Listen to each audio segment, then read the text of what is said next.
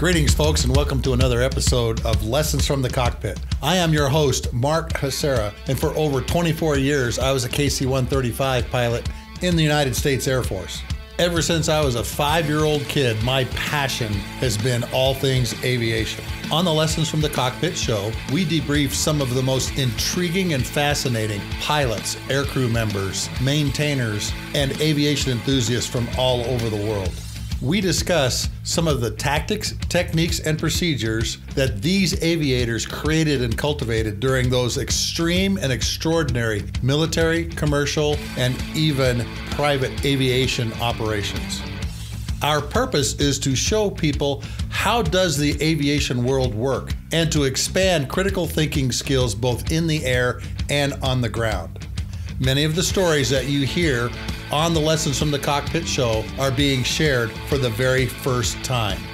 And today's episode is being sponsored by Wall Pilot, custom aviation art for the walls of your home, office, or hangar. You can find these prints at wallpilot.com. A lot of people have asked me, Mark, what do you think about the new Top Gun movie? I've been to see it twice, and there's one particular line in the movie that I kind of zeroed in on. The only man to shoot down 3 MiGs in 40 years. Well, guess what, folks? I happen to know a guy that's done that. And on today's show, we're going to talk to this great American fighter pilot. He's going to tell us about his 2 MiG kills during Desert Storm, another one in Allied Force, some bling that he got from one of the MiGs he shot down, and more importantly, share with us some of his lessons from being in industry for over 16 years. Today, folks, we are talking to Colonel Cesar Rico Rodriguez, MiG killer, A-10 pilot, and F-15 pilot extraordinaire. So, grab an adult beverage of your choice, sit down, strap in, and let's begin the Lessons from the Cockpit show. Rico Rodriguez, thank you for being on the Lessons from the Cockpit show today. Well, this is truly an honor for me, Sluggo. I appreciate the opportunity to be part of an incredible lineage that you have put together of prior podcasts that really do tell the stories of air power, the men and women who sweat, bullets being fired at them and firing as well, but firing back, and the hard work it took to get them to that point of being able to perform. Yeah, as we would all call it when shit hits the fan. Yeah, I know. Why don't you tell all of our listeners a little bit about yourself? Those that don't know who I'm talking to, Rico Rodriguez, MiG killer, and A-10 pilot. Yeah, so let me back up a little bit before the A-10 and just say that I'm an Army brat, traveled around the world with my dad and my mom. My father's from Puerto Rico, my mother's from Cuba. And we did a lot of great traveling and learned a lot as a dependent. And that really was kind of a motivator for pursuing the career of service. Went to the Citadel and graduated in 81. And from the Citadel, I was selected to go to flight school and ended up going to flight school, the class of 8301, which was the October class. Yeah. Came out of flight school.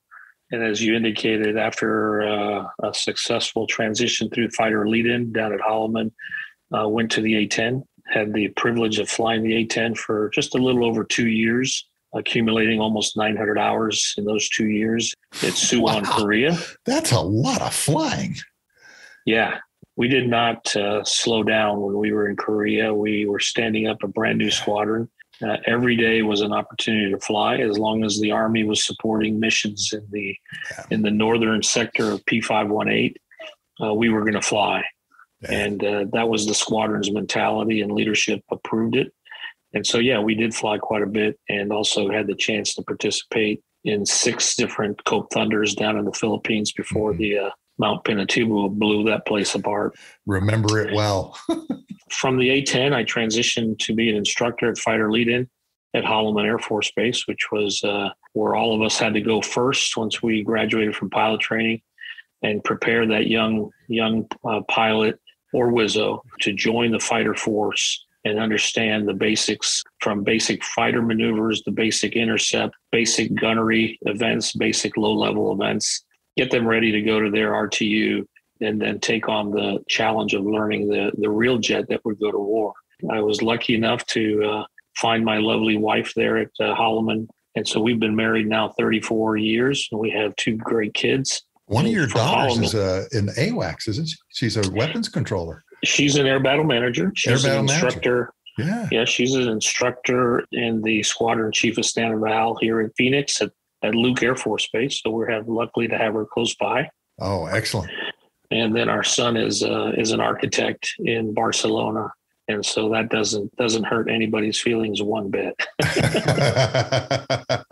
In Barcelona, Spain, really? Yeah, exactly. How do you get a job like that? Well, he went there and got his master's degree. Coming out of his master's degree, COVID hit. So we thought it was the smartest thing for him to stay there and hunker down until, the world got its act together. He did that. And then in the meantime, he proceeded to find some jobs and has continued to find new jobs. And he's doing very, very well. Both of them are. Good. But yeah, we've been blessed with the 2 kids, 26 years of service with the Air Force, and then transitioned to Raytheon, where I was able to serve for 16 more years as an executive within the Raytheon company. My last gig was basically the Middle East vice president for business development for Raytheon. And then I hung up my hat from Raytheon this last April. Okay. So starting my 3rd month of retired life. And you're back in Tucson. So. Yeah, Tucson's going to be home for us. Yeah. But we'll navigate not only the U.S. but the world to visit friends and rekindle old memories and make new ones. Yeah. My wife and I took our 15-year-old son out of school, hopped on a C-17 and toured Europe for 80 days, 10 countries. It was so much fun. Very nice. Yeah. Very nice. Because as you know, once you get to Europe, the train system is just fabulous. Yep. And there's Airbnbs everywhere. Yep. Hopefully Europe's opening up, and what was fun was I could sit there and work on my book while I'm on the train. Yeah, that was exactly. A great time. So you were at Suwon or Osan in the Hog? Suwon. Suwon? Yeah, Suwon had just reopened as a U.S. site.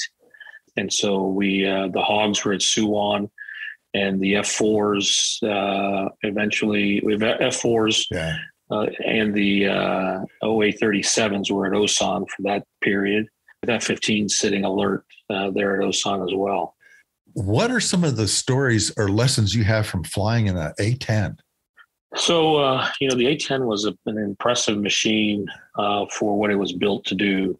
When we were flying it, we didn't really recognize it as being an electronic dinosaur. But the real truth is as all the other weapon systems continue to mature and weapons become more connected to the GPS grid or to the fighter data link grid, whatever you want to call it, the investments in building the A-10 up to that level kind of fell back. They were not on the above the cut line; they were below the cut line. But during the time when we were flying it, we were able to master the domain 300 feet and below, if required. We were able to master the domain as demonstrated in Desert Storm, that even from 10,000 feet, the guys were plunking tanks like no tomorrow with the 30 millimeter gun. And then those weapons that did become semi-precision became pretty effective in the hands of a well-trained Hog pilot. The Hog continues to serve an incredible role. What I would perceive to be the next major event. It'll be a tough weapon system to keep in the air as we go forward. But there's not a company that builds any of the parts anymore, so they're basically scrapping the parts out of the boneyard. And you got to give credit to the maintenance teams that are out there around the world, keeping the Hog relevant. And then, of course, you got the weapons school they're squeezing every bit of capability out of the Hog and teaching it to the pilots and the maintenance teams that are there, so that the Hog stays relevant and can become interoperable with the other 4th gen platforms as well as 5th gen platforms. Yeah. Everybody says the F-35 is going to be a close air support airplane, and I often go, yeah, I'd like to see that. Well, I think people need to recognize that there really is a definition change. Close air support is not about hearing the airplane overhead. And that's being driven by those who don't really understand air power. Close air support is about servicing a target that is in close proximity to friendly forces. And you can do that with a lot of different capabilities. You can do it with kinetic and non-kinetic, and if it has to be kinetic, we've got some of the most capable weapon systems out there nowadays. So it's not about the noise over the top of the friendly forces. It's about what do you really need. And I think we've demonstrated it to a certain degree across a variety of different platforms, everything from a B-52 to a F-22 to an F-15E. We've demonstrated it in a lot of different ways that with the discipline of precision, you can get close air support to those who need it in a pretty timely manner. If you're the guy on the ground screaming for help, and God bless them, we all know them, we've all seen them, and we've all saluted them. Unfortunately, in some cases, when they've been laid to rest, you want to hear the comfort of a 30 millimeter Gatling gun going over the top of your head, aimed at the enemy.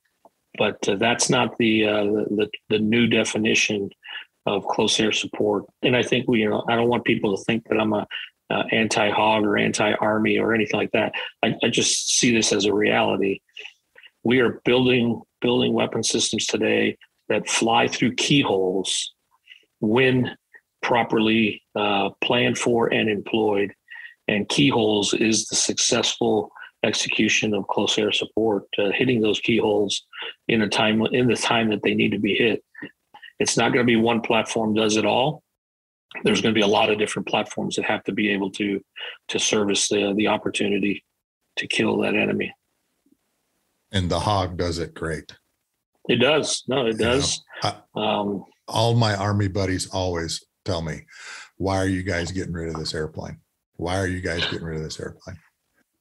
And I agree, there may be some scenarios where it may not be survivable, but they had a Hog up at Boise. I think during the 6 months it was deployed, it shot 310,000 30 millimeter rounds.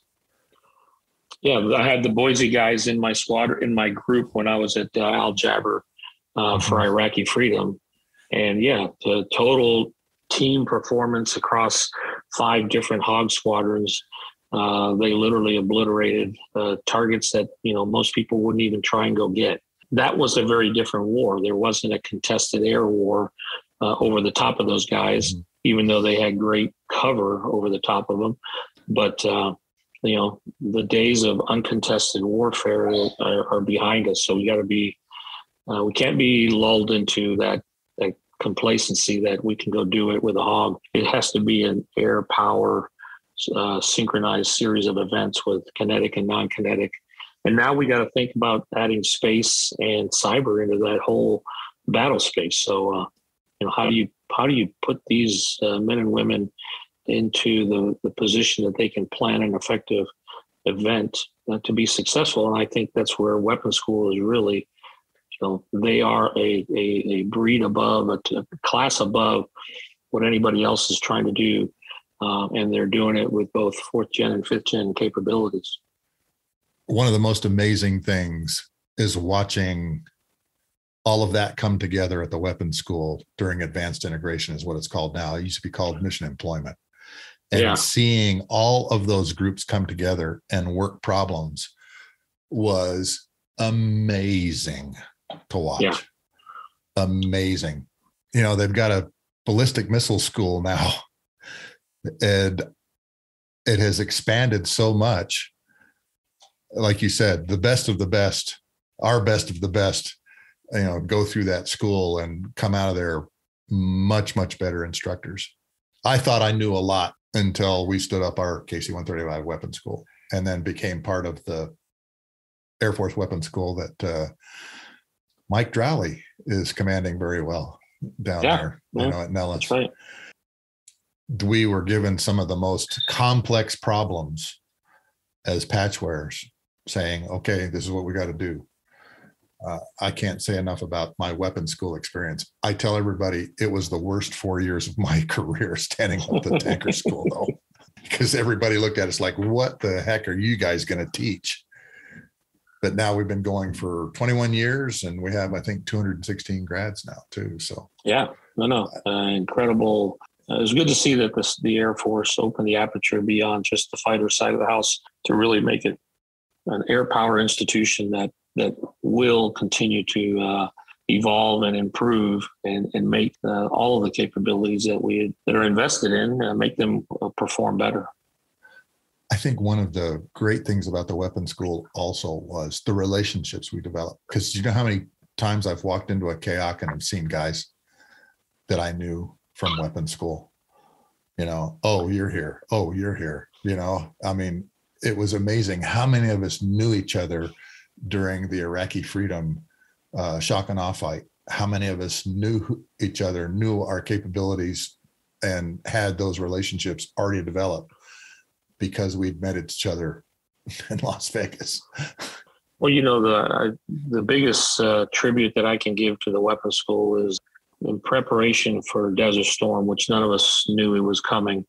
They held the standard not only at the schoolhouse, but they held the standard at each squadron in the form of preparing to train, executing the mission, debriefing the mission to the level that it needed to be so that there was no gaps in squadron or weapon system performance.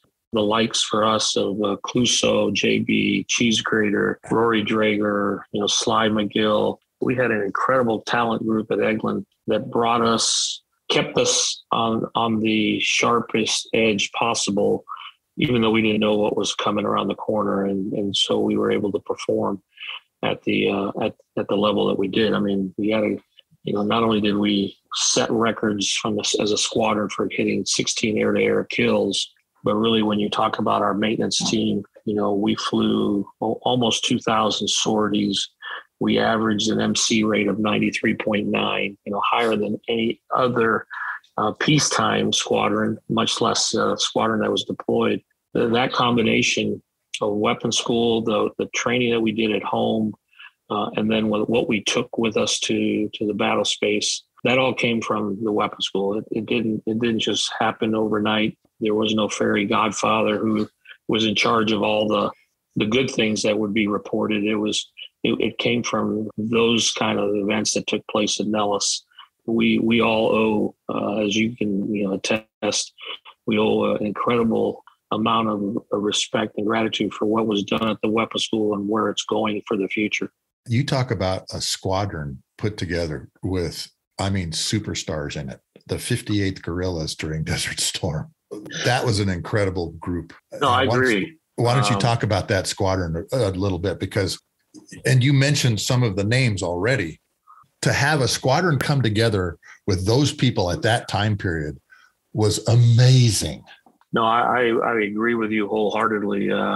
It was the perfect storm. I give a lot of the credit, not all the credit. I give a lot of the credit to Paco Geisler, who was the squadron commander who formed and pulled together the core of what would eventually go forward. But Paco didn't have the privilege to take that squadron to war. It was Tonic Teal. And so what Paco did and what Tonic did was incredible in a lot of ways that people will, may or may not know. But it takes an incredibly strong leader in the form of Tonic to take a squadron, recognize the talent that existed in that squadron at the captain level and say, captains, you're in charge. Tell us what we're going to do. And of course, within the captain's group, of course, there were some incredible superstars that had some specific roles that they had to play, and everybody played them to the level that had to happen. And and the results were there. Tonic had our back, and we didn't have to put up with some of the Mickey Mouse stuff that others around the CAF were having to deal with. He knew what we needed to do and where we were going. And so, what Paco did and what Tonic did, both of them could write books on leadership that would read completely different. But when you merge them together, that's where you end up with, 16 air-to-air kills. That's where you end up with an MC rate, the mission capability rate of almost 94%. The average pilot in our squadron over a 52-day war, flew 51 days, 51 sorties. We had a handful of pilots, 41 sorties, 42 days. We had a handful of pilots that flew in excess of 50 sorties. An incredible tribute to what they did as leaders to make us better as a squadron. And that's really where I think, one of my key lessons learned from Desert Storm, you have to build a schedule to fly, fight, and win. If you view that schedule as an A team versus B team, then you have already defeated the purpose of what a fighter squadron really does when you come together. Any squadron, any organization, when you come together, because if you're going to sustain operations 24/7 for undetermined amount of time, the folks who fly the first mission cannot fly every day the first mission and then everybody else sit on the sidelines and watch. Everybody has to be an active participant. And so what we were able to do, the leadership that we had, in my heart, and I firmly do believe it, we didn't have an A team versus B team mentality or approach to flying the Gulf War ATO. We had a squadron mentality that we were never going to turn down a mission. Every sortie would be flown to a success level that was commensurate to what the air tasking orders required. And then we'd go from there. I've been with other squadrons who tried to do the A team, B team mentality because they were trying to play the game of politics and play the game of, I want to be in a position to get an air-to-air kill. And luckily, smarter heads prevailed as the planning was taking place so that we wouldn't end up in that situation. Paco and Tonic, two incredible leaders that had very different leadership styles. They came together directly and indirectly to build what was the premier squadron of Desert Storm. And you guys performed just famously. Well, yeah, but we also had errors. If you've read Clouseau's book, and Clouseau would be the first guy to tell you that it wasn't all perfect, and I'd be the first guy to tell you as well that it wasn't all perfect. There were errors made, good decisions made. There were bad decisions made. The good thing was we never lost focus on what the mission was, and we didn't go beat up or eat our young or eat our own team. We knew that, we landed and we debriefed. We had another mission within 6 to 8 hours that we were going to have to go fly. So it's time to get up, as we would say, put on the big boy pants and move forward. And that was the key for us, is being able to do that. You flew the opening night, didn't you? I was in the air before the first salvo launched. Okay. So I was the last, my flight of 4, we were the last 4 ship in the air before the night 1 of Desert Storm. So that was where I was at. I flew the next morning. We were doing some decoy operations to see what was available, what was going on. But no, night 1 was, I was not on night 1, but 6 o'clock the next morning, I was airborne again. You know what, Rico, I'll never forget this radio call. And I talk about it in my book. It was the most, it sent a chill down my spine. I was refueling the Weasels and went through the high EW GCI line, and everything freaking launched. It seemed like, multiple groups of Fulcrums and F1s, Baghdad, Bullseye, and everything. And I remember hearing Pennzoil check 2, 3, 4, Zurich check 2, 3, 4, mobile check 2, 3, 4. That radio call literally, even now, makes me emotional. And hearing you guys all check on and move across. It wasn't only later that I realized that Clouseau was the main voice there. Yeah, the super wall of eagles from east to west was the plan. The beauty of that was, even though you may or may not be line abreast, you use the radar picture that is provided to you by AWACS. You do your own radar discipline as a 2-ship, as a 4-ship, and the guys were able to execute. And obviously, JB Kelp scored the first kill of the war, and that set an incredibly high bar, not only for us as a squadron, but really, I think, across the AOR, all the F-15s that were there. Absolutely. You fly the next morning. What was that mission like? That is your first combat mission in the Eagle. What were you thinking when you walked out to the jet? Well, I can tell you that fear was prevalent. Uncertainty was prevalent. We heard a quick snapshot of the debrief that took place just a couple hours before, where we had 3 air-to-air kills that first night from our squadron. And so there was a lot of things that went through your mind as you got ready to go out there. But prior to stepping into the jet and strapping on, I would say I was in a fog. I was like going, oh my God, am I going to be able to perform? My constant, I call it a prayer, but I hate to use swear words in the prayer, but I always used to say, please God, don't let me F this up. Yeah. Prior to strapping onto the jet, there was always uncertainty. And of course, you had a dialogue with the people and the men and women who were supporting you, because I think it's critically important that what we do and what we did, you made sure that there was nobody on your team that was on the outside looking in from the standpoint of the information. So I always took the time to chat with the crew chiefs and, the weapons loaders and everybody, so they knew what we were going to go do. Yeah. And then, of course, they were the first ones when you came home that would be cheering you, and they'd be high-fiving you, but they were right back on the jet and getting it ready to go fly again in a matter of hours. Once I strapped on and got the engines, started and disconnected from the crew chief intercom system, then it was habit patterns took over. And that really, again, goes back to how you train as a squadron at home in peacetime. If you train as a squadron in peacetime to be the best, then anytime you go to the Super Bowl, you know what the outcome is going to be. If you decide to start changing your tactics and changing your habit patterns, the day of the game, we've seen what all the losers in the Super Bowl look like. And I think that's what happens in a lot of cases is squadrons make too many changes or make changes when it's really time to leave everything alone, keep everything calm, do it as you did it before. That's not the time to make changes. Is not in the mission brief for night one operations. Yeah. If you're going to make changes, do them back at home. Make sure you test them in operations like Nellis and other places like that. Don't do it when you're going to see the enemy in the air. What a great lesson learned, life lesson learned too. Yeah, exactly. In our lives when we're going through hard times, even in our own lives, hey, don't change if it's working, Yeah, exactly.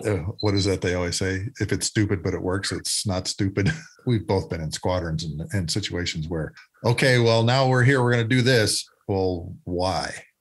Yeah. Why would you change what made you successful? Right. So no doubt about that. So you take off and you go out and you get your first MiG kill. Talk to us about what happened during your first kill.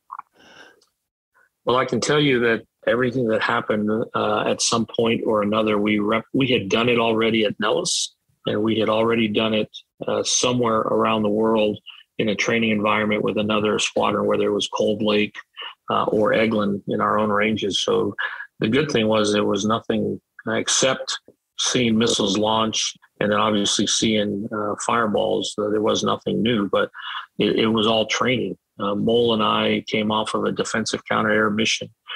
We swung to a defensive counter-air mission. We had the privilege of working with a phenomenal air battle manager, Mark Waite, call sign Boner, who was our DCA controller. And when he realized that the OCA controller, who we had switched to halfway through our mission, was a little bit behind the power curve, Boner came up on guard and made the calls that ultimately saved my life and for sure saved Mole's life. Those are the kind of things you learn at Nellis. You stay flexible. Leaders lead, and they don't go chastising people in the middle of a fight. You use debriefs to help people get better, and I think that's what ultimately happened on board that AWACS airplane at the end of that mission. We had MiGs in front of us. We had a pop-up mission commander scenario. It was like if you were to fly from 10 different locations and you go to Nellis, and about 50 miles outside of Nellis, everybody gets on the same freak. You do a quick mission brief. Mission commander lets everybody know what the objectives are, what are the times. Anybody has any questions, you ask your questions then, and then at push time, you better be ready. And that's how it happened. It was very impressive from that perspective. But then the rest was, we sorted out the MiGs that came out of the north. Those 2 MiGs literally had a mission of dragging us back into the mez the missile engagement zone in Baghdad. When we realized that they were now doping us, it was Boner's call that said, hey, pop-up contacts 030 or two, missed the call as a pop-up contacts 330 for 8. 8 miles? 8 miles off of my left wing. Oh, jeez. Now we were 100% in the defensive mode, reacting to that threat, and it was a spot-on call. Because when I rolled the jettisoned the tanks, and rolled out to 330 heading, I picked them up on auto guns at 8 miles, and then I started to do the ID matrix, which ultimately prevented me from taking a shot because there was actually rules in the air-to-air ROE that had some limitations at that point. But that gave Mole enough information to continue his side of the intercept, complete the ID, the electronic ID, and then take a shot. But as he was taking a shot, I was not waiting for anything to happen. I was definitely in the defensive mode, transitioned my airplane from 35,000 feet down to almost 500 feet, pumping out all the chaff that I could to decoy myself from the Russian radar on the MiG-29, and then use the training that I had been given of, put the threat on the beam, arc the beam, watch for the missile to come off the rail. And before the missile came off the rail, Mole's missile hit him. And that was the first splash of the day for us. There had already been 3 kills earlier that morning by Clouseau and Cherry. And so, that it was an interesting day perspective, but we still had to fight our way out. And that was the second MiG that was following the first guy. And again, it was Boner's call who said, hey, second group north 10. And instead of turning south and running south, I opted and I directed the formation to go north. And we bracketed that MiG into a high aspect fight, which I would eventually merge with him about 50 feet off of his left wing. And that turned into a 2-circle classic dogfight, which by the end of the second turn, if you will, I was already behind the bandits' 3-9 line, and I was in a position to start employing my weapons. When he opted, instead of trying to extend or deny me an opportunity, he did tried to do a split S maneuver, but we were both below 500 feet now, so he was never going to make that. He impacted the ground way before he even got the nose above the horizon. That was again, a BFM engagement, basic fighter maneuver engagement, that we had all trained to do ever since my T-38 days and A-10 days, and then the F-15. So there was a lot of classics exercises that transitioned to that day and put me in an offensive position to, if I needed to, employ the weapon. But I was credited with that kill when I drove him into the dirt. You said something too about Boner popping up and going, hey guys, on your nose, threat. A guy in an airplane that is a couple hundred miles away from you. Exactly. Has total SA on what's happening in your battle space. Yeah. And can make that call. And isn't it incredible that we recognize certain voices when we're flying? You knew right away it was Boner calling you, didn't you? Exactly. We'd been flying together in the defensive counter-air mission on the west side of Iraq for the past 4 hours. So I knew his voice. I didn't have to do an authentication or anything. I knew exactly who was talking to me. And he was not what I call babbling. He was very direct, and his calls were, we all say, if your call builds situational awareness, then that's perfect. If your call trashes your situational awareness, then everybody's got to start from scratch. Yeah. Isn't it amazing that a team of people come together to do something like that, and they're not in the same airplane? They're not in the same space. Well, it's the same. I mean, I give the same credit to the tanker crew. When I was part of my second kill, we were west of Baghdad when the AWACS came back and said, hey, we've got engine activity in the H1, H2 area in Western Iraq. And Rory Drager directed the flight to go west. And as we went west, we initially thought we were going to be shooting through the clouds and we wouldn't see anything because there was the weather was hideous and we were up at 30, 35,000 feet. But we found a sucker hole and jumped through the hole.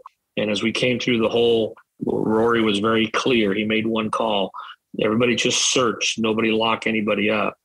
And so as we searched, we built an incredibly powerful, clear radar picture of a 3-ship Vic formation coming out of the western sector. And then when Rory basically said sort, then it was a clear sort based off of our squadron standards. We didn't change the squadron standards. Rory took the leader. Chemo on the north side took the northern one. I took the southern one. And Roto, who was my wingman, was searching around us to see what else was there. And then when, we became, when we were in missile employment WESs, then we started shooting. And again, the heat of the battle, you start to think about really only one thing. Get the missile off the rail on the target, don't lose the target. And if you start to see any electronic countermeasures, then take a second shot.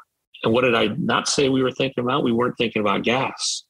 And so when we splash these 3 MiG-23s, Rory directs me to head south because he knows he's low on gas. He knows I'm low on gas. And he says, hey, head south and run the intercept to the tanker. I'll be 20 miles behind you. And when I turned to south and start running the intercept, which I expected the tanker to be a couple hundred miles south of us, I pick up a hit on my radar that's inside of 30 miles. And I lock him up and I go, holy smoke, this is the tanker. So I go to his freak, confirm it's the tanker. And he says, yeah. I said, dude, you're over Indian country. Start heading south now. And the reason I needed him to start heading south was, I'm carrying 600 knots and he's doing 310, 320. Yeah. And I'm going to go right past you. Like if you're standing still, if you don't start your turn. And sure enough, he started his turn. And before he rolled out, I already had my air refueling door open. I was on the boom. And then Roto came in. And sure enough, Hoser and Chemo came in right behind us. And so now we had enough gas to either go home or complete the mission. And luckily, at that point, we were ready to go home. That was a courageous move by the tanker crew who, again, we had never flown with them before. I don't think I'd ever flown with them before. But I knew his voice once I checked in with him. And of course, I had electronic identification that it was a tanker. So at least I knew they were on our side. Yeah. And then and they came north. And they came north because inside the airplane, they were like going, okay, these guys are going to be running low on gas. We can't sit down here in the southern cap and wait for them. We got to go north and help them out. And that was an internal decision made by that crew off of what they've been watching us do for the last, 4 or 5 hours. So incredibly powerful teamwork that comes back to the exposures of things like Red Flag and other, multi-force and training events that were just really what makes us an incredibly powerful Air Force when we train to that level. And I say makes us, and I say the coalition, because, we all know that at every Red Flag, there are NATO partners. There are partners from different Asian air forces, the Japanese, all these partners that fly with us. We all get better when we do it together. Absolutely. And you know what? As tanker guys during that war, I went across one day. I was number 3 in a 4-ship. The F-16 that got on our boom, Rico, had 800 pounds in his tanks. 800 pounds. Well, that's almost a whole day's full of fuel for an F-16. He's only burning one engine's worth of fuel, If it was 800 pounds and you're refueling an F-15, then I'd be really worried. It was one of those scenarios that we were in during the war too. But yeah, no, I'm with you. And again, it takes great courage because you're not defying, you're exercising judgment. Yeah. And you're using sound information at any point in that journey that you guys made. I'm sure that if anybody said, hey, this doesn't smell right, this doesn't look right, let's get out of here, you would have. I think you guys were using, like the crew that took care of us, they were using incredibly high situational awareness. They were not bagging and dragging, as I would say, to score some points and get more medals. They were doing the right thing. And that's one of the things that comes out of squadrons that go to places and they train to the right level. The squadrons that chase, sortie numbers, or they chase awards for not, for not doing, extra hard work in a multi-force event. Those are the squadrons that you can see right off the bat in the planning cell that you go, okay, we're not going to get much out of them. These guys are going to be sitting behind, but you got to treat them like a teammate, because we don't have the luxury of going solo anymore. There was one question asked by the lead tanker. His name was Dan Favorite. He was from Beale. And he asked this one question. He says, "Is there any beer around?" And everybody knew exactly what he meant. Didn't they? Everybody knew exactly what they meant when he said, "Is there any beer around us?" And sure enough, 4 wild weasels joined on us. They were all named after beer, as you know. You guys were all named after oil products. We were all named after fish. You know, it was easy to figure out who was around us. But that was the only question he asked before we turned north and went into airspace. Man, it rained F-16s. They were at 45,000 feet hanging on the blades. Just like you, the mission commander said, "Turn south now," and affected the rendezvous. My co-pilot had his video camera with him and videoed the whole thing. I've got pictures because I had my camera in the cockpit. And again, it was teamwork. Yeah. It was all this teamwork because we realized these guys needed help. And they told us before we took off, "You may have to go inside Iraqi airspace to get these guys." And we just said, okay, fine. Yeah, no doubt. That's what we do. Tell that story one more time about the picture of the missile behind you. Because that is an iconic kind of thing. Yeah. So, on the 19th of January, when Mole and I encountered our MiGs just southwest of Baghdad, the fight where I was defensive and Mole eventually kills the first MiG-29. The wreckage that was on the ground was being recovered by several special operations teams that went into the country, and they were kind of all over the place. They found the wreckage. As they were scrounging through the wreckage, they find the camera film in a metal canister, and of course they take all this information back to the States. And when they get back to the States, they're processing all the data, all the information that they found. One of the intel analysts is looking at this. Becomes very clear to them that this is a missile coming straight at the camera, the HUD, the heads-up display camera of the particular MiG-29. And so as they start to do the research on the events and the location and everything else like that, it turns out that this is the MiG who is locked to me. He locks me up easily 8 or 9 miles prior to, obviously, missile impact.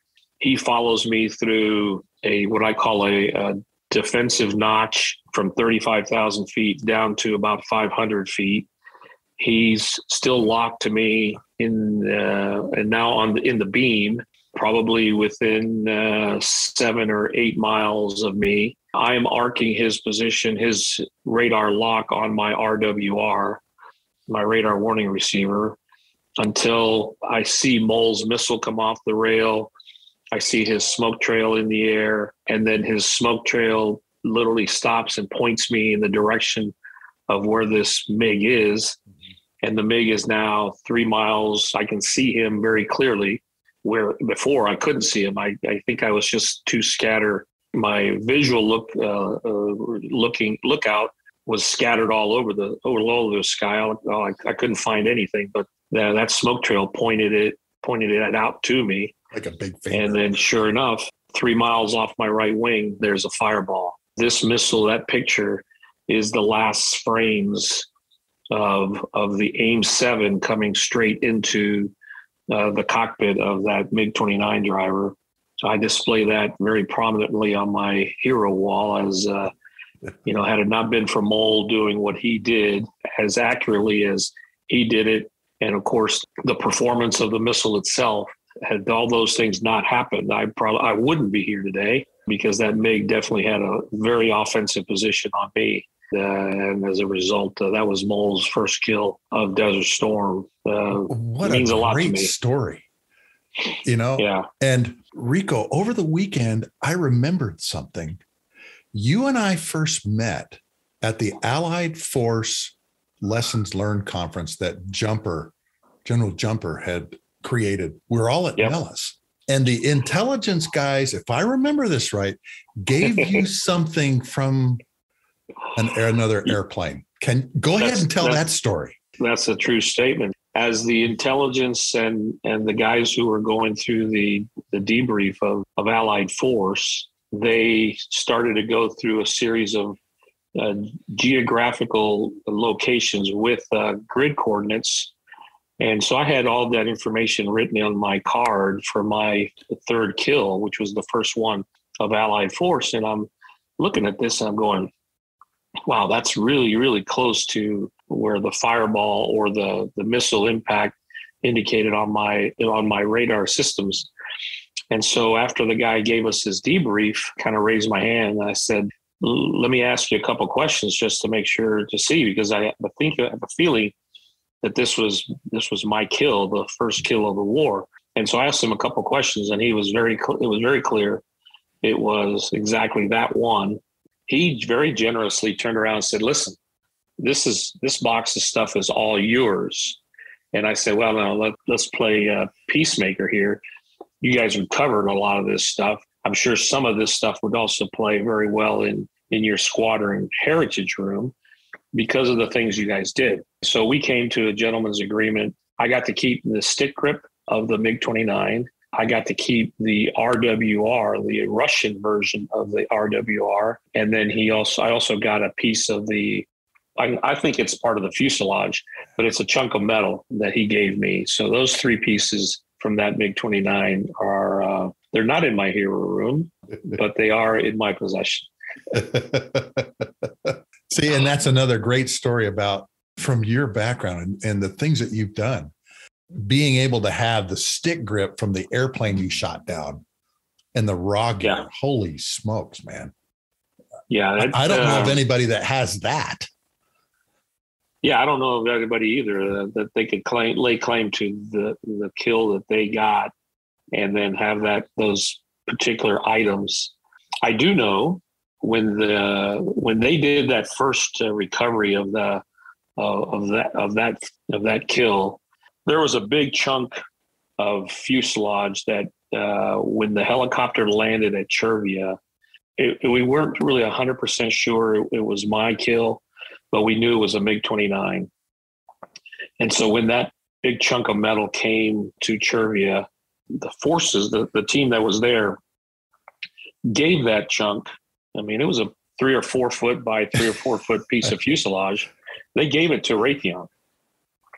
And so when Raytheon celebrated its 10,000th AMRAAM rollout, they had a desk memento, probably the size of an iPhone today, a little bit, kind of like a 3x5 card. It had some data there from Allied Force, 10,000 AMRAAM rollout. And it just so happened that our squadron was flying that 10,000th missile, a square, probably half the size of a postage stamp, was embedded in that plastic of the fuselage of the MiG-29.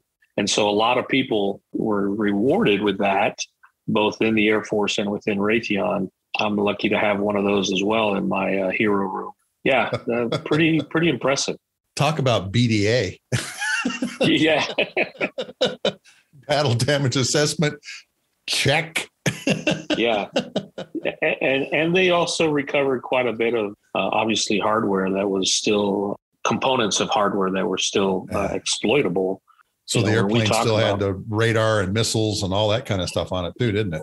If I remember, I remember seeing a picture of the airplane. It's flat, because it looked like it came down flat. But I think there's a picture of that MiG flattened out in a field somewhere, if I remember seeing it. Well, I think the one you're talking about is Jeff Wong's kill. Is it? Okay. Where he had the double MiG kill in the track while scan. Literally the first missile came in from high above, and he was so low that it was a flat structure. Yeah. It just skewered the MiG. Yeah, exactly. So tell us about the opening night of the Kosovo campaign when you get your first kill. I mean, that's a big, massive package of airplanes going into a fairly small space. Leading up to night one, Dave Goldfein was the mission commander for night one in the South. And we did several missions prior to night one that General Short wanted to confirm that we, the coalition, was ready to go do the business. And I'll be honest with you, it was as close to a no-go call by General Short as I've ever seen it. As a matter of fact, we had to redo it twice. The first time we went out and we had the train, we were the pre-strike sweep. There was obviously there was some Aviano F-16s. There was F-16s from all of the coalition in various stages of capability. And then there was F-15Es on the tail end to be kind of a post-strike sweep.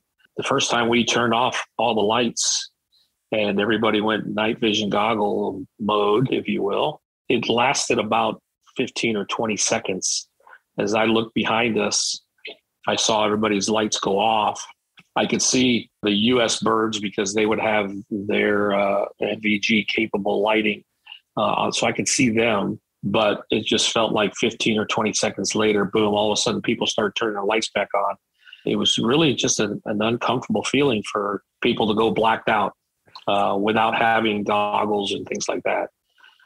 And so we tried it a couple times and just couldn't keep the formations alive. Fingers didn't want everybody locking each other up, which is the right thing to do. You should be able to follow each other, in a raw radar trail model. So it didn't. And so we came back and landed, and the initial debrief, as we were listening to it from Chervia, we weren't at Aviano. It was kind of like, we need to do this again because we're not going to get into Yugoslavia, with all of our lights on. We'll just get poked.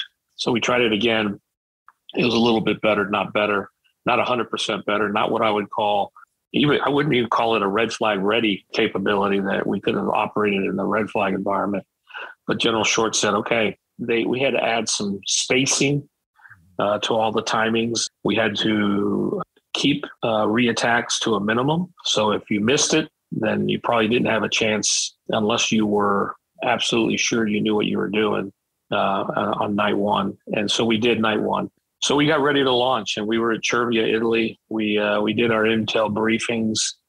We did our weather briefings. I really wasn't paying attention to the weather, to be honest with you. I'll talk about that here in a little bit. So one of the things that came out of this was the nature of Allied force had a lot of what I would call uncertainty involved. There wasn't a true coalition in the sense of how we planned and how we distributed information.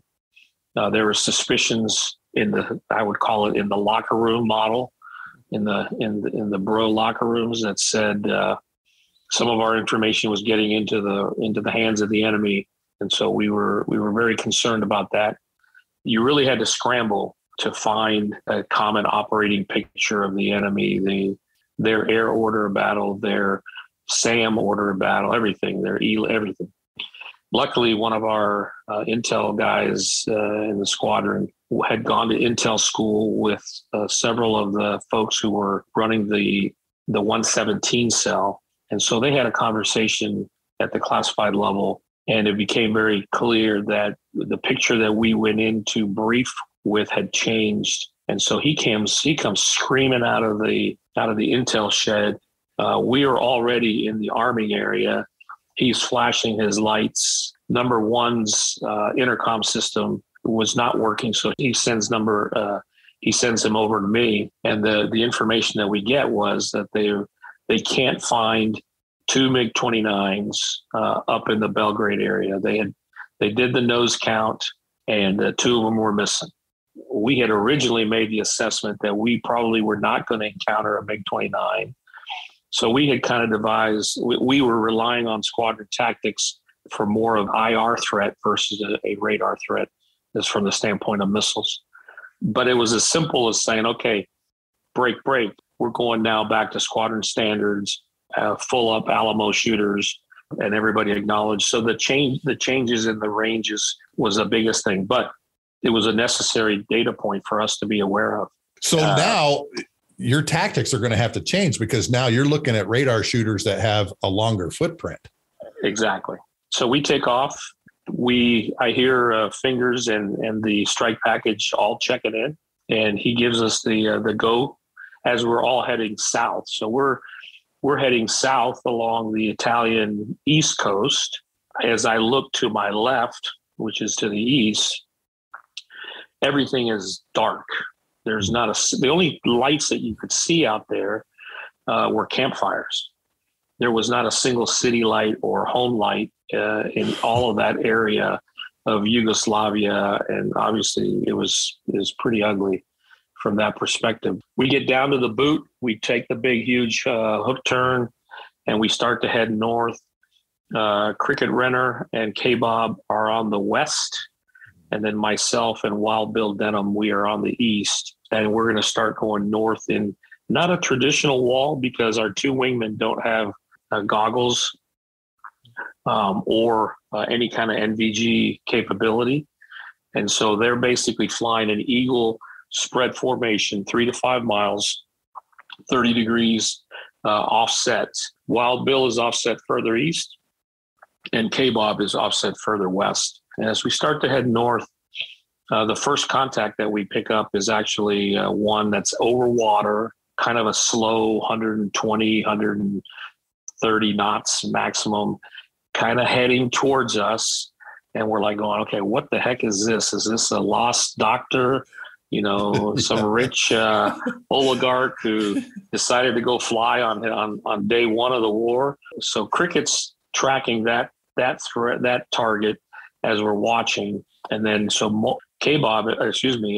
Wild Bill and I have the overland search, and I have the low search, and he has the high search, and I start to get some intermittent hits in between the mountains of a target that's moving pretty fast and going north. So I really bury my radar into the dirt and kind of thin the radar search pattern so I can get some more hits. And eventually I get a lock to a target that's doing about 500 knots and headed north away from us. So I call him out to the AWACS controller. There's another issue there between the AWACS controller and us. Primarily because, we were not flying in what I would call a traditional air campaign, one ATO, one comm plan. We were flying 2 different ATOs, and we were flying kind of a bastardized 1.5 comm plan. It was all driven by the lowest common denominator in the coalition. Politics started to played in that decision. And I give General Short and General Jumper tremendous kudos for listening to my debrief at the end of this mission, and then General Jumper taking it on personally and going up to talk to SACEUR to say, okay, you need to get the politics out of this business. We got to fight a war. And General Jumper eventually won, which was the right thing to do. As you know, General Clark was never a fan of air power. I'm not sure he knows how to spell it, but it was very clear that in his time during this campaign, he was really more focused on the coalition, not the mission that needed to be executed. We started to go through the drill. I started to go through ID matrix. As I was almost done with my ID matrix and had what I would call 8 of the 9 steps completed, Cricket was having some radar problems, and he was calling out some information that kind of got my attention. So I handed off the MiG in our group that's heading still kind of north to Wild Bill, and I go over and look at Cricket's AOR with my radar. I can see the slow moving target, but I think what's happening in Cricket's, because he's directly in front of him, is he's getting some gemline interference with his radar. So I called back and I said, hey, that's a really slow target. I'm not sure, there's definitely not a fighter. I feel comfortable enough leaving Cricket and Wild Bill with that guy, and I come back to pay attention to the MiG that's in our AOR.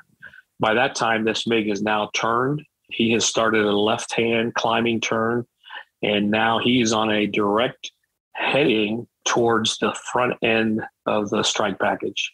So his GCI is giving him a vector to the strike package, which tells me we got above their GCI coverage. We're at 35,000 feet. We're on the blades all day for the most part, just because we don't have a tanker plan for us. The tanker is dedicated to the strikers who are obviously carrying iron and going from there. So we're thinking gas all the way. But as this guy starts to turn towards the strike package, now he's definitely got my attention. And I recomplete the ID matrix, try to confirm it with my AWACS controller. And the AWACS controller is having a hard time both seeing where I am and seeing the MiG. And again, part of that is due to the confusion of the two ATOs. And so I get to the point where I really can't stand it anymore. In my heart, I know exactly what this is. While Bill has also confirmed it's a MiG-29, he makes the radio call, which I call the sanity radio call of the day, because everybody's voices was getting higher and higher and more exciting and more excited. And while Bill, the youngest guy in the formation, just cool, calm, calls off a bullseye in the call, calls confirmed MiG-29, which I had already known about. And because of the way our formation was set, unfortunately, while Bill was not going to get to shoot, because he would have shot over my tails, and that was one of the ROE for us, is that we were not going to do that. I completed the matrix again at about 37-ish miles. Don't want to give out any classified numbers, but it was a long way out there. I take my shot.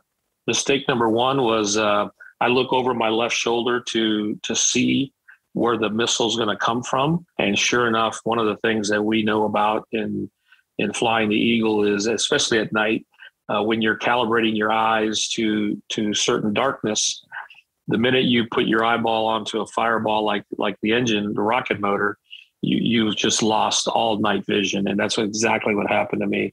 I was blinded for the next 20 to 30 seconds from the standpoint of being able to look out. I could still see the information inside the cockpit. And so I can still see that the radar is holding lock to the target. I can still see that the target is not generating any kind of electronic warfare against me. I can still see that the threat is not generating a friendly AAI code, friendly mode 4 or whatever. So I'm happy with that. But I can also see that my RWR is starting to light up, and I can hear it in my headset because now we've kind of woken up the surface-to-air threat that existed throughout all of Yugoslavia. A very well orchestrated SAM profile that they put together. Very good network. Good. So I direct Wild Bill to Notch to the west to get him out of there. And then I start to check turn to the west so as to still maintain illumination on my target and build a little bit of distance between me and the SAMs. At about 15 or 16 seconds to impact, I take a quick look out the window. I can't see anything from the standpoint of the visual.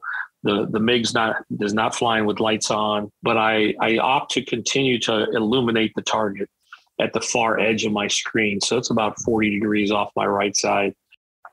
And then as the time of flight clock inside the cockpit is running down from 5, 4, 3, then I pay my attention to the azimuth where the MiG is.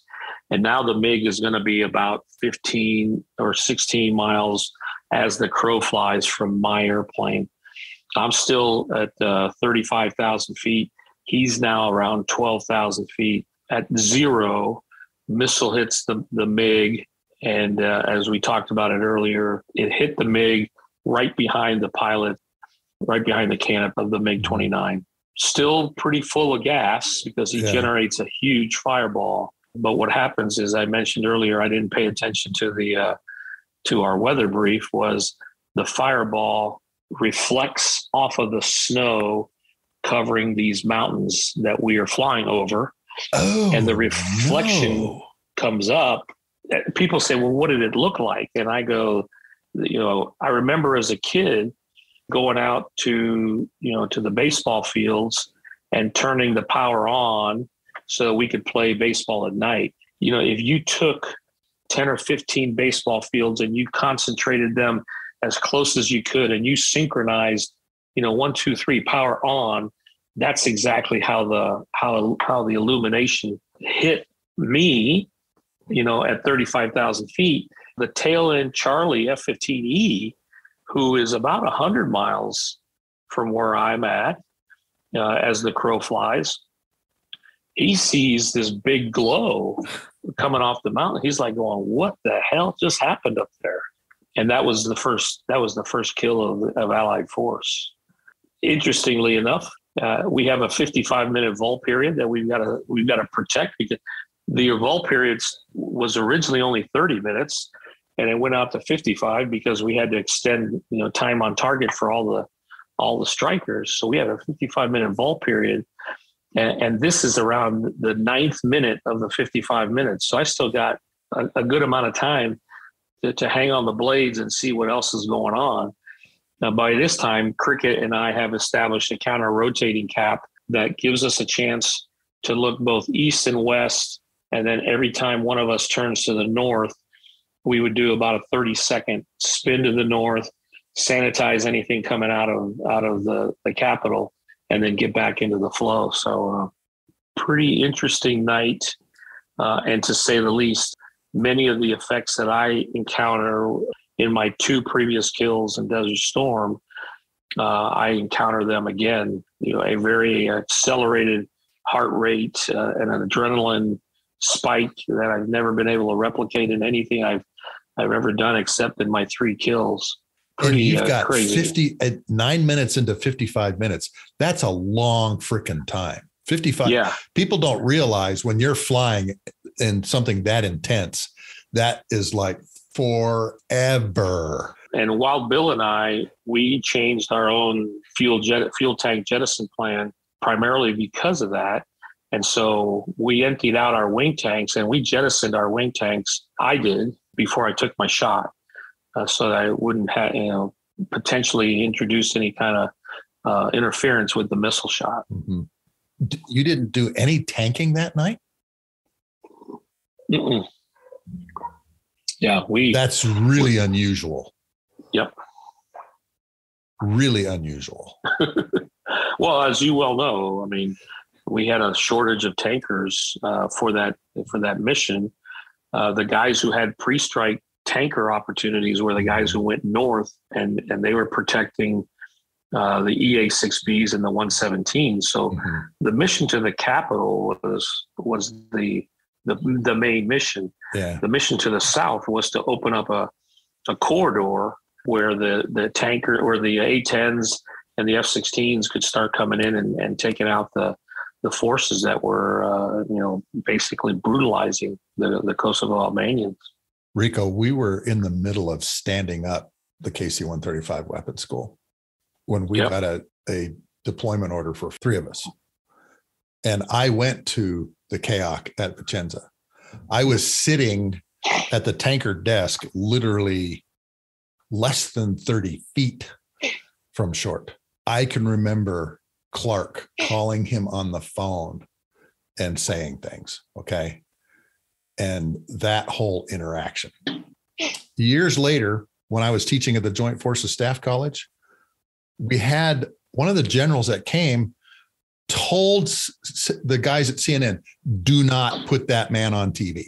He doesn't know about air campaigns. He's got political motivation, all these kinds of things. What does CNN do? Puts Wes Clark on the opening night of, like, I think Enduring Freedom or something like that. Of course, we're all scoffing at him. Why would you put that man on TV? Because he's got political aspirations, motivations tied to a lot of people in Washington, D.C. A lot of my Army bros don't have a lot of love for him either. So I'm happy. Well, to know his paper that he wrote at the Army, their equivalent of the junior school at Leavenworth, it was basically that air power was an unnecessary element, that the Army could do it all by themselves. And so it was very clear that he was very myopic at that stage. Early in his career. Early in his career, yeah. So I would say that if I had the opportunity to have a chat with him, there would not have been very many sirs, and there would have been a lot of "you got to be me." Yeah. That you YGBSM. That's right. That you think that you could do this, in this particular way. Well, and the crazy thing was, is he'd call up, and the worst thing that could happen was him having predator feed at his desk, and unfortunately, he did. And as you know, Predator was in its infancy at that time period, but you could still see a tank, any kind of fighting vehicle or anything like that. And he'd call up on the phone. He goes, "Hey, there's a bunch of tanks right here. How come you guys aren't bombing them?" "Well, we got bigger things to do here, boss." Unfortunately, because of that new technology, we saw a lot of things that gave me nightmares for a long time, with the VJ doing their thing. Yep. No. All right. Lining people up, going from village to village. But we did get even with them one night. They had all these VJ militia guys had just finished raping, pillaging this village. And there was like an H-shaped hotel on the outskirts of the town. General Trexler was on that night. And he goes, "You put right on top of those tables." I think it was some of Goldfean's guys from the Triple Nickel who dropped 2 500-pound bombs, like right on the dining table as they were eating there. Yeah. So there was some real satisfaction from that. But I've got so many stories from being there at the KAOC watching all of this. And then I got sent to Aviano to work in the wingtip. Dan Leaf. And Eb Eberhard. Oh, yeah. Great Americans. Great Americans. I was within 24 hours of getting an F-16 ride too, when they stopped dropping bombs. Leaf Fig came up and says, "Hey, Sluggo, I approved you a F-16 ride." And the next day they quit bombing, and they said, "Sorry, Sluggo, got to go home." "All right, thanks, boss." But I saw both of them years later, and they're just fantastic people. Yeah, fantastic people. So your path and my path cross once again when you're in Kuwait. I'm at Al Jaber. I had just gotten to Mountain Home, coming out of the Naval War College. I got to go to Tonopah and spend a month and a half there to rehearse 3 particular missions that are still, I would call them, they're not classified, but they're still sensitive information missions. We went there and rehearsed them with all the actual players. And then part of that role was that when it was the right time to execute those missions, I would take over as the overall mission commander because we set up a KAOC light there at the JAB, at Al Jaber. I remember that. So I got to Kuwait in late November. We started looking at the big picture plan of what were we going to do, and lo and behold, we start to do basic ramp space analysis. And we're like, "Oh, we don't have enough space here to handle what you guys are asking us to do." The next hero, I would call these guys the first heroes. Iraqi freedom campaign was the civil engineering teams and the Seabees, and they came in and literally, almost overnight, started increasing our ramp space, and not by single-digit percentages, but by double-digit percentages. But we all knew one thing, that when we got to the Kuwait summer of 120 degrees and high humidity, some of these ramps were not going to be very friendly. And we pushed that bubble a little bit a couple times. But, when it was all said and done, we had 5 A-10 squadrons there. We had 1 F-16 squadron there. We had 2 Kuwaiti F-18 squadrons there. We had an AV-8 and a Hornet squadron from the Marine Corps there. And then, of course, the crown jewel of Al Jaber at the time was the hot pits. And the hot pits was an ocean of bladders and flow through, I would say, with the minimum wingtip clearances that we were able to measure all that out. and put the bladders in place, because we knew we were going to be bringing in many of the E models that would come out of IUD, and they would land there, refuel, hot pit, and take off again. We were averaging in the first 35 plus days of Iraqi freedom, we were averaging over 1,000 runway events a day. Yeah. And people don't understand what that's like. Oh, Like every 12 seconds, you have like a runway event. We were doing the same thing at PSAP. Okay. But Al Jaber basically becomes this massive gas station in the middle of the desert because we don't have enough tankers again. Yeah, we were not only the refueling. I mean, we were also for the Navy. If somebody couldn't take the boat, couldn't take a landing, we were their immediate alternate. They would land there at Al Jaber, and so we had a small Navy detachment that would take care of any of the Navy birds that would land and try and launch them when it was the right time. But in most cases, those airplanes, we would have to de-arm them. So it took a lot of our dedicated team. We didn't get plus-ups to go handle extra de-arm. And I'll be, this was what I call the success story of all success stories. Al Jaber was about 70% guardsmen and 30% act. And we really performed like one team. I know there's a lot of people that have mixed opinions about one or the other, but I can tell you that the guard units that were there at Al Jaber were 10,000% professional, 10,000% committed to the mission.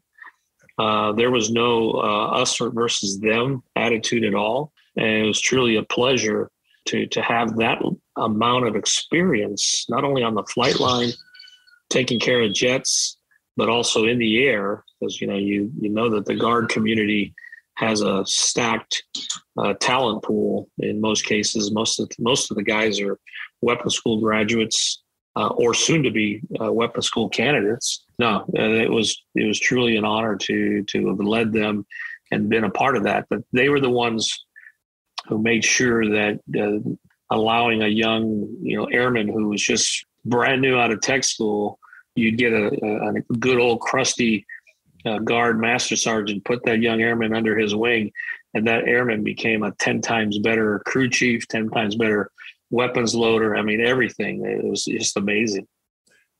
We experienced the very same thing in the tanker community, Rico, because in the tanker community, a lot of those guys were United, Delta, American pilots with thousands of hours that were flying tankers.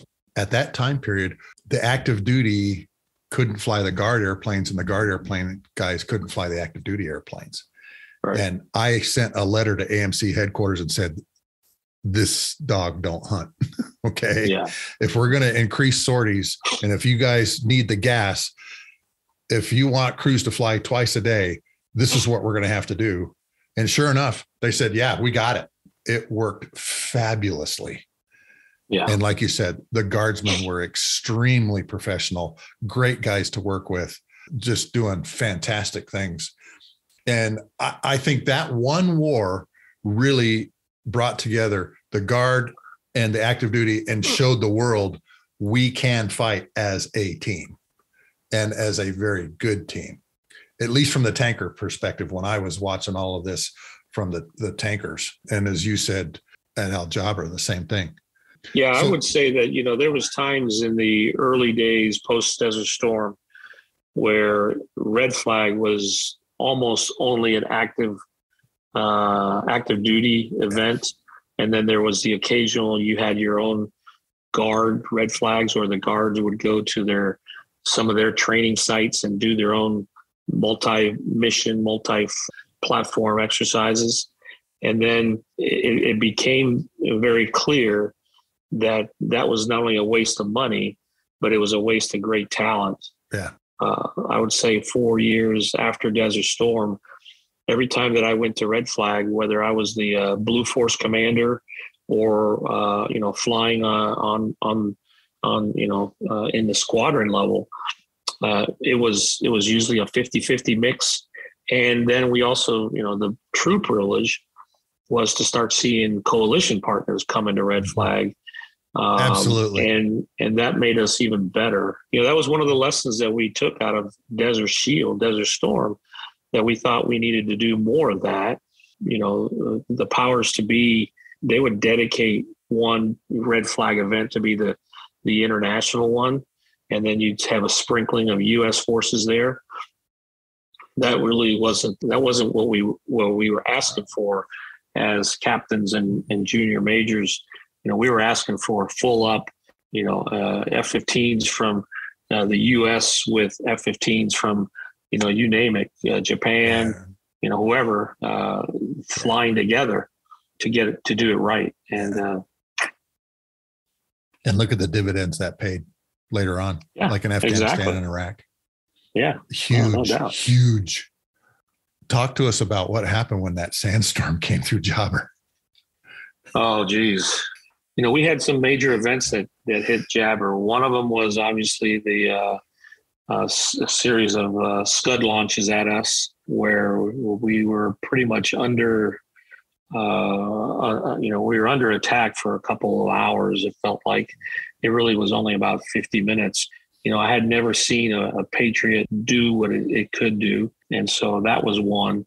But the sandstorms that hit Jabber, and in my case, I also experienced some of these sandstorms up in Iraq as well. But these sandstorms, we call them here in Arizona, we call them habus, and they do the same in the Middle East. They call them habus.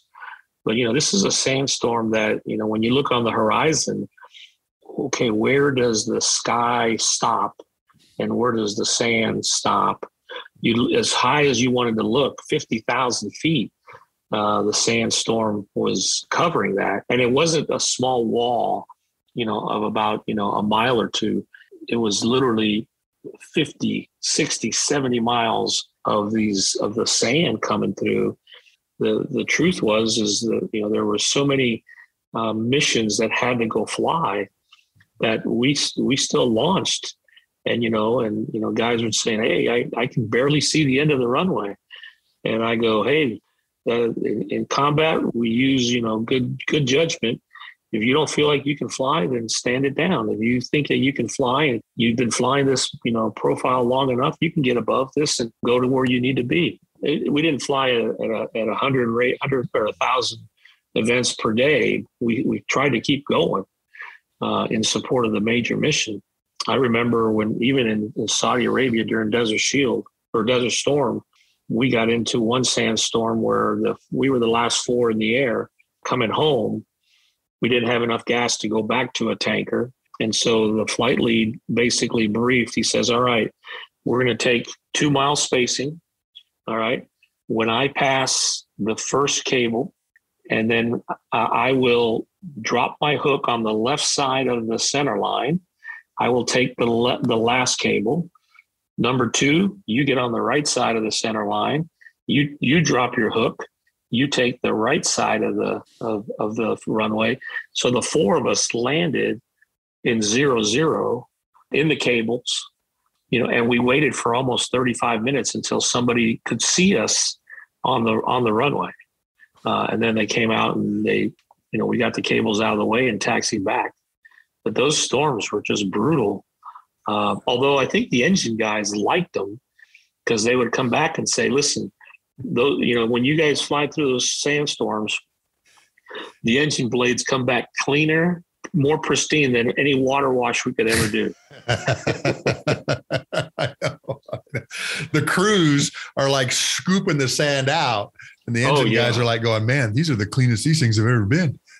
Well, there was times when I was in the mask wearing mop gear when the sandstorm hit, and the sand was so fine that it would still get inside your mouth, inside your face. And when we came out of the mop gear, the sweat and the sand just made a blob in your mask. It was a total, you had to wash those things out big time. Oh, I remember that.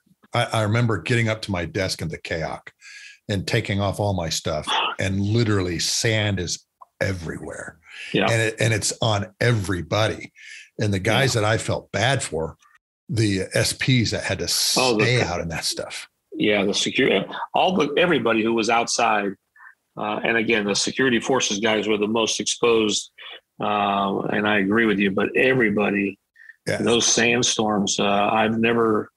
I mean, I've seen them again in my many trips to the Middle East after I retired from the Air Force. But when we see them here in Arizona, you can almost see the back end of them. They're only 3 or 4 miles deep, but they definitely cause a lot of havoc wherever they hit. Operations are still continuing at Al Jaber, and you're watching all of this. And I know that there's jets coming back from bombing missions. I think Dan Hampton talked about it in his book. Did he land at Jaber? I can't remember. But I know you're having like emergency airplanes land with emergency fuel and all kinds of crazy situations simply because, like you said, you can't see through this stuff. Yeah, no. Well, Casey Campbell, she flew the A-10 and she recovered an A-10 in manual reversion, flying this thing, for a couple 100 miles purely on, muscle power. She didn't have any hydraulics or anything. The entire base, luckily there was not a sandstorm that day. The entire base was on pins and needles because manual reversion doesn't give you many options. Yeah. Explain to our listeners what that means. I know what it means because I've read about Casey's situation, but you being an A-10 guy, explain to people what that means and why it's so critical when you do that. Yeah. So manual reversion is basically all the hydraulic systems that are available to the pilot to fly, to move the ailerons, to move the elevators, to raise the nose, lower everything that you need hydraulics to do is out of there. So now you're fighting the airplane as it flies through the air, because that air causes a drag coefficient that is also sometimes fighting against you keeping the nose up or keeping it level.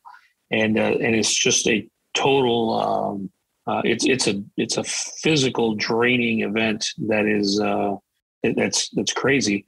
When I flew the A-10, we would climb to 15,000 feet, and then we would select manual reversion, which was a inside the cockpit option, so that the pilot could feel what it was like. And for 3 or 4 minutes, you thought you were doing 150-pound dumbbell curls. I mean, your arms and your shoulders. I mean, you were using body parts that with hydraulics you could control with 2 or 3 fingers of pressure. So when Casey when we got word that she had gotten shot, and it was more than one bullet, as you guys probably well know, she had a lot of bullets that her airplane took. But when she said, no hydraulics, here we go, there was a time in the A-10 when if you were in manual reversion, the first option would have been go to the bailout area. And she felt that she had control of the airplane. Her squadron commander was on her wing, and he could validate that particular situation. They brought it back home, and she did a phenomenal job of putting it on the ground. And you could just tell that she was whipped physically for that period of time. I literally, like I said, a couple 100 miles, because she got, I don't know the exact location, but I'm going to say it was pretty damn close to Baghdad when she got shot at, and she brought that jet back.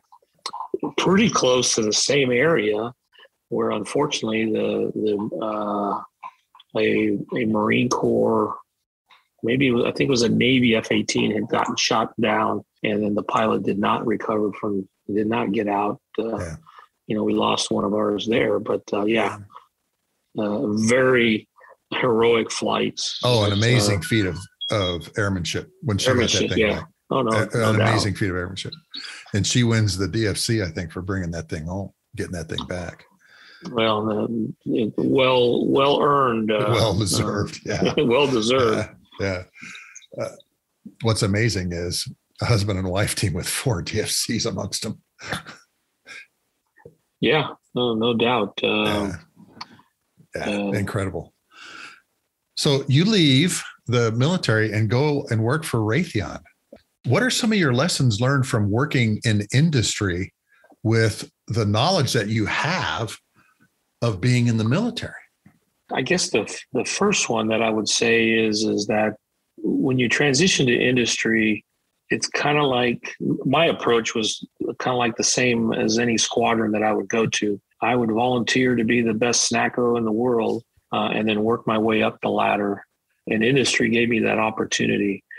They also, just because you were in the military and just because, you got 3 MiG kills and blah, blah, blah, all that doesn't mean anything when you're sitting in a room with a bunch of brilliant engineers and program managers. You really have to understand what they're doing, because you can't just turn around and say, you got to make it better for the pilot, because that's just not always going to work.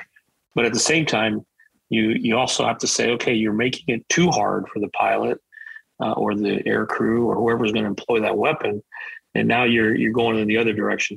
Once I established a little bit of credibility with the engineering community, and then they would invite me into a lot of the meetings. And I'll be honest with you, man, most of the information they were talking about was way above my knowledge level. But when you start to connect dots of how a particular line of code is going to do something, then I could start to help them realize where they could do something better. And that's where I found kind of a sweet spot, is to be able to understand, just like in a group or a wing, when you're the wing commander, just because you have wings doesn't mean you only pay attention to what's going on the flight line and in the airplane. You got a jack of all trades and a masters of none, and go learn what's going on in the services squadron, what's going on in the contracting squadron. All of that, you don't get that if you just sit in the sim building and then in the vault and then in the airplane. You don't get that. You got to go out and understand it all. And so I had the privilege of being able to lead large organizations in the Air Force.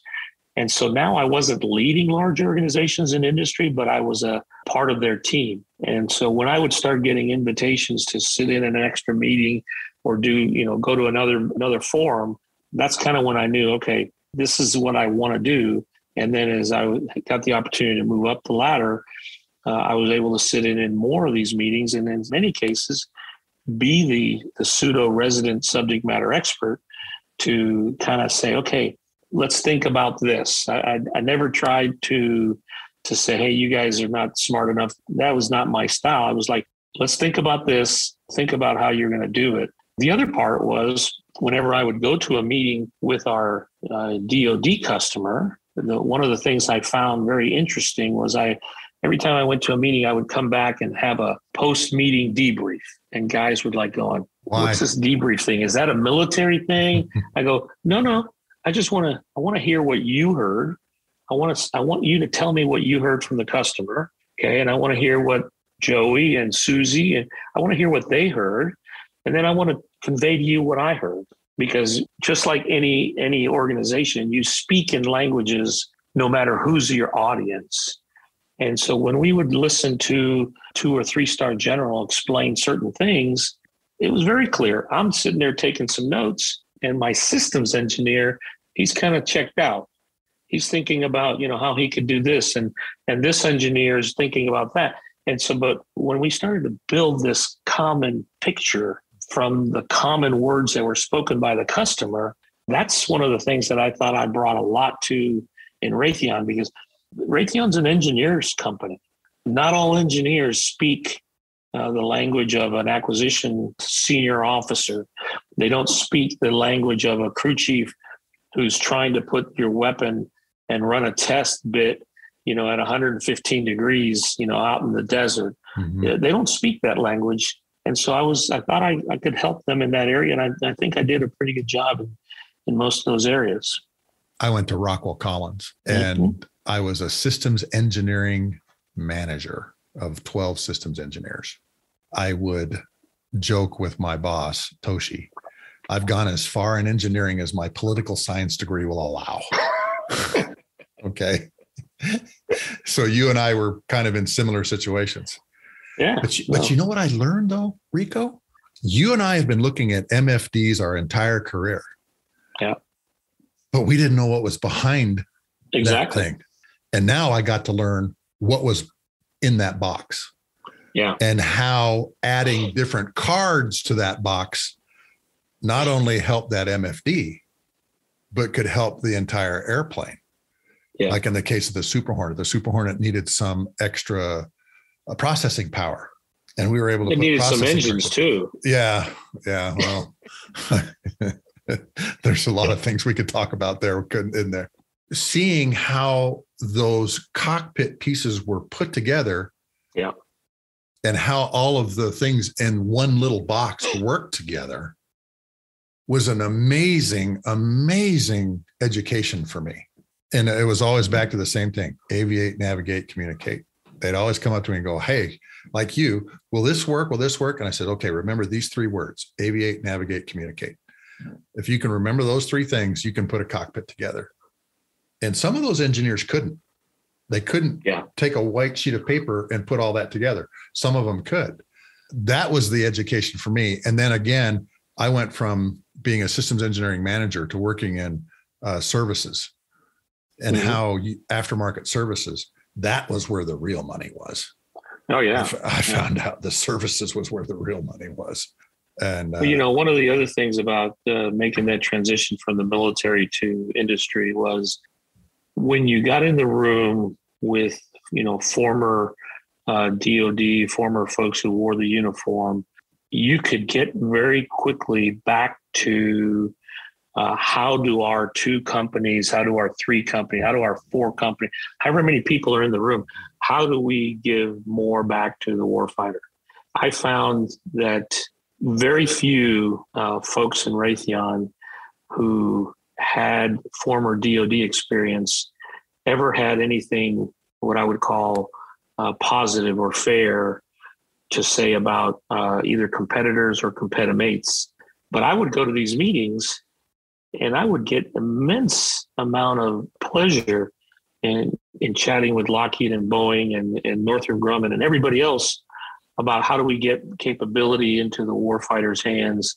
And it wasn't like we were ever exchanging trade secrets, but there are so many things that we were doing that were countering each other that we could knock those things, lay them flat, and then get to the next step and lay them flat. And, sometimes we built, our own hurdles because somebody would say, "Oh, that's Raytheon proprietary." I go, okay, what part of working together to deliver to the warfighter is Raytheon proprietary? People, as a whole industry, is trying to do the right thing. But the real truth is it takes a village of listeners and people who are willing to make a decision, because that's another thing that's is not very common in the industry, is making decisions, boom, moving out. That was those kind of things. I found great pleasure in my time with Raytheon as I got to do 16 years with a great company and a great bunch of people who respected what I brought to the table, because I think I respected what they brought to the table as well. I didn't try and be the quote arrogant uniform guy in the room. It was such an education for me. Yeah. Like I said, to be in a company that truly is a flight deck architecture, brilliant company. Yeah. And learn, and they do the cockpit for the KC-135. The Pacer Crag cockpit is a Rockwell Collins. Yeah. Now Collins Aerospace. And now Raytheon Technologies. Yeah, now Raytheon Technologies. I know they've gone from Rockwell Collins to United Technologies, now to you, to Raytheon too. We went to them, I think. Well, when I saw that happen, I thought, ooh, this is a good marriage. This will be good. Okay. Because I remember a story. another major DoD corporation. And one of our guys went in and says, you guys make a new cockpit like every 2-3 years. We make one every 8 months. Okay. The 787 cockpit, when we took it out of our series integration lab and the simulator and put it into their airplane, worked the first time. Yeah. And it's an amazing thing to be able to have. I know you're a fighter guy and a HUD, what we call a HUD cripple, to have that piece of glass in front of you that you can see down through the murk. Right to the runway from 7, 8, 9 miles out was incredible. And I got to fly our systems integration simulator into, of all places, Jackson Hole, Wyoming. So it's high, it's hot, steep, it's cold, steep, snow, all those kinds of things, testing one of those systems. And it was amazing to see that. The technology that you worked around, it was the same thing. You know, you shoot the missiles, the Raytheon missiles, they do what they're supposed to do. Now you get to see the guts of it. Yeah. And why it works that way. That was an amazing thing for me too. Working not only with an engineering team, but then, you know, how do you keep this thing going for 20 years, 15, 10, 15, 20 years. Rockwell was really, really good at performance-based logistics, really good. That was an amazing thing. Hey, brother, we've been talking for over an hour now. It's been great to talk to you, brother. Thanks for coming back on with me. No, thank you, Sluggo. Appreciate what you're doing from this perspective of helping those who come on to the many who come onto your network and your podcast to hear the stories. And for me, it's about trying to help the next kid who is going to find himself or herself in a similar scenario where you're going to go into harm's way and you've got a mission to do. And you let the hard training, the flight discipline, the teamwork all come together to do what you need to do. And then you bring everybody home.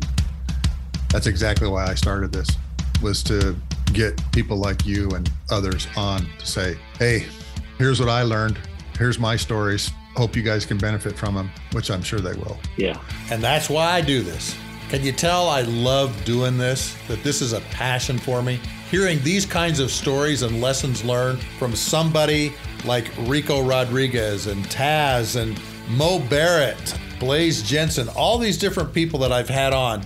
Great stories, great lessons learned from their flying careers. This episode is brought to you by Wall Pilot, custom aviation art for the walls of your home, office, or hangar. The 2 F-15s that Rico was flying when he got his MiG kills are available for the walls of your home and office or hangar in the show notes below. Please share this episode and previous episodes of Lessons from the Cockpit found on my website, markhasera.com, under the podcast pull-down box. On next week's show, we're going to talk to a Navy Hornet pilot who flew the opening night of Enduring Freedom over Afghanistan and the opening night of Shock and Awe. He was a strike lead for Carrier Air Wing 8 on the USS Theodore Roosevelt. And I've mentioned to you before that I'm working on a special series for an event that took place 20 years ago. And folks, some of the interviews for this series are incredible. We're going to talk about the Battle of Roberts Ridge with 6 people that were involved in that 4 March 2002 battle atop of Takur Ghar. So thanks for coming by and listening to this episode. Please share this with all your friends and family off my website, markhasera.com. And we will talk to you once again on the Lessons from the Cockpit show next week.